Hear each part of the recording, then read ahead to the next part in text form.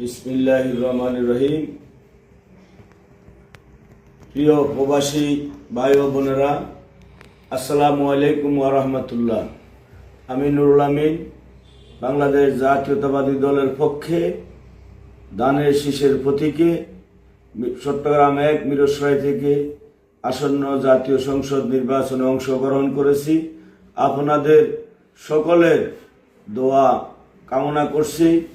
প্রবাসে যে সকল ভাইরা আছেন, আপনাদের সকলের প্রতি আমার বিনীত আবেদন নিবেদন, আপনারা আসন্ন নির্বাচনে বিএনপির পক্ষে ধানের শীষের প্রতীকে ভোট দিয়ে বিএনপিকে সহযোগিতা করবেন, আমাকে সহযোগিতা করবেন। আপনাদের ভোট ইতিমধ্যে যারা দিয়েছেন তাদেরকে আমি আমার দলের পক্ষ থেকে আন্তরিক অভিনন্দন এবং শুভেচ্ছা জানাচ্ছি। আর যারা এখনো দেন নাই তাদের প্রতি আবেদন, আপনারা আপনাদের মূল্যবান ভোট ধানের শীষে পক্ষে দিবেন, ধানের শীষকে জয়যুক্ত করার জন্য সহযোগিতা করবেন।